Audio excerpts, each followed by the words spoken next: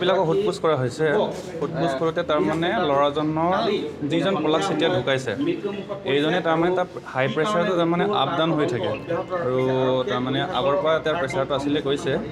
আৰু যোৱাকালি তাৰমানে তাৰ প্ৰেছাৰটো অলপ নৰ্মেল টাইপৰ আছিলে, কিন্তু হাই প্ৰেছাৰটো তাৰমানে এনেকুৱা কথা নহয় যে ষ্টেবিলিটি হৈ থাকে। যদি তাৰ মেণ্টেলিটি কিছুমান প্ৰব্লেম থাকিব পাৰে বা বেলেগ ইছ্যু থাকিব পাৰে তেতিয়া মানে প্ৰেছাৰটো বাঢ়ি যায়। আৰু এইটো কাৰণে যোৱাকালি ইহঁতে কোৱা মতে মানে প্ৰেছাৰ হৈছে বুলি। আৰু মেডিকেল যেতিয়া পষ্টমৰ্টেম ৰিপৰ্ট বা পষ্টমৰ্টেম কৰিব তেতিয়া গম পাই যায়।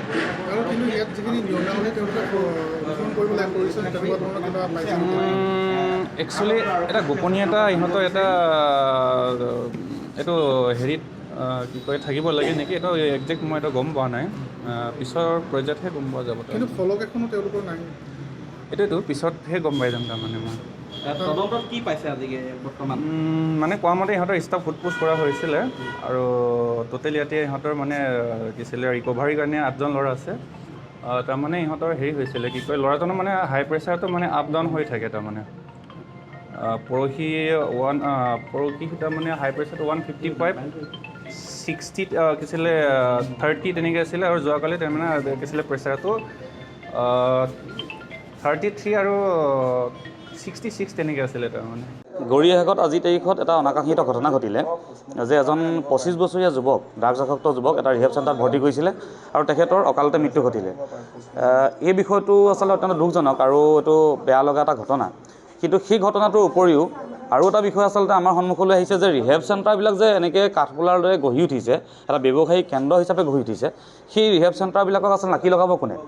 গৌৰীসাগৰত এটা 3মহলীয়া বিল্ডিঙৰ ওপৰত তাত লিফ্টৰ ব্যৱস্থা নাই বা এখন হুইলচেয়াৰ আনিব পৰা ব্যৱস্থা নাই। 3 মহলাৰ ওপৰত এটা ৰিহেব চেণ্টাৰ খুলিবলৈ কোনে পাৰ্মিশ্যন দিলে? সেই এজন ব্যক্তি যদি হঠাৎ মাজনিশা অসুস্থ হৈ পৰে, সেই ব্যক্তিজনক চিৰিয়েদি তললৈ নিবলৈ 3 মহলৰ পৰা তললৈ নিবলৈ কিমান সময় লাগিব আৰু সিমান সময়খিনি ৰোগীজনৰ অৱস্থাটো আচলতে কেনেধৰণৰ হ'ব সেই বিষয়টো সহজে অনুমান কৰিব পাৰি। গতিকে গোটেই বিষয়খিনি আচলতে চাবলগীয়া বিষয় হৈ পৰিছে আৰু ইয়াত দৈনিক স্বাস্থ্যৰ মানে যিটো পৰীক্ষা কৰিব লাগে, দৈনিক কাউন্সেলিঙৰ ব্যৱস্থা কৰিব লাগে আৰু অন্যান্য চিকিৎসা সেৱা প্ৰদান কৰি থাকিব লাগে। আৰু বিভিন্ন ADCৰ পৰা আৰম্ভ কৰি বিভিন্ন লোকসকলে ইয়াত আচলতে মানে ছাডেন ভিজিট দি থাকিব লাগে। সেই বিষয়খিনি আচলতে হৈছে নাই, সেই বিষয়খিনি তদন্ত হ'ব লাগে। আৰু গৌৰীসাগৰৰ জনসাধাৰণে ইয়াত এটা ৰিহাব চেণ্টাৰ আছে বুলি প্ৰায় নাজানে। এতিয়া শেহতীয়াকৈ জনামতে আৰক্ষী প্ৰশাসনেও কৈছে যে আমিও এটা ৰিহাব চেণ্টাৰ আছে বুলি নাজানো। গতিকে ইমানখিনি বিসংগতি থকা অৱস্থাত কেনেধৰণে এটা ৰিহাব চেণ্টাৰ চলি আছিলে সেই বিষয়খিনি আচলতে মই ভাবোঁ তদন্ত হ'ব লাগে। আৰু এটা কথা কি, শিৱসাগৰতে যিমানখিনি ৰিহাব চেণ্টাৰ আছে গোটেই ৰিহাব চেণ্টাৰখিনিত এতিয়াৰ পৰা এই যিটো ঘটনা ঘটিলে এই ঘটনাটোৰ পৰা শিক্ষা লৈ অন্তত জিলা প্ৰশাসনে গোটেই শিৱসাগৰ ৰিহাব চেণ্টাৰখিনি আচলতে ভিজিট কৰাৰ ব্যৱস্থা কৰিব লাগে। হয়, গৌৰীসাগৰ আচলতে মাজমজিয়াত গৌৰীসাগৰ তিনিআলিত আচলতে এটা ৰিহাব চেণ্টাৰ আছে। গৌৰী হোটেলৰ আচলতে 3 মহলাৰ ওপৰত আচলতে কাৰ পাৰ্মিশ্যন আচলতে কাৰ ছত্ৰছায়াত ইমান এটা মানুহৰ জীৱনক লৈ হেতালি খেলি এনেধৰণে ৰোগীসকলক ৰাখি আচলতে কোনো ধৰণৰ চিকিৎসাৰ ব্যৱস্থা নাই আচলতে ইয়াৰ ৰিহাব চেণ্টাৰৰ কাষত। কিন্তু ইয়াৰ যিসকল ৰোগী আচলতে হঠাৎ যেতিয়া অসুখ হ'লে ইয়াৰ পৰা এই ৰিহাব চেণ্টাৰটোৰ পৰা উলিয়াই নিবৰ কাৰণে পৰ্যাপ্ত ব্যৱস্থা নাই আচলতে কাৰ আচলতে নিয়মত বা কাৰ আচলতে ছত্ৰছায়াত এনেধৰণে এটা ৰিহাব চেণ্টাৰ বা আচলতে বহাই থৈ হৈছে সেইটো আচলতে বৃহৎ প্ৰশ্ন।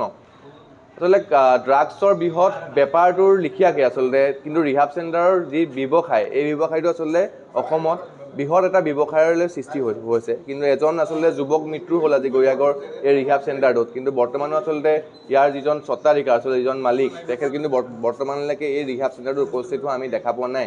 কিন্তু আচলতে এই ৰিহাব চেণ্টাৰটো যে গৌৰীসাগৰ তিনিআলিত আছে ইয়াৰ আমি স্থানীয় যুৱক হিচাপেও গম নাপাওঁ। আচলতে ইয়াৰ যি স্থানীয় প্ৰশাসন আছে প্ৰশাসনেও কিন্তু বৰ্তমানলৈ গম নাপায়। এইটো আচলতে উচিত তদন্ত হ'ব লাগে এই বিষয়টোৰ ওপৰত। সেইটো আচলতে আমাৰ দাবী আচলতে বা আচলতে প্ৰশ্ন। যিকোনো খবৰৰ বাবে যোগাযোগ কৰক 7099017330 লগতে 7099017110 নম্বৰত।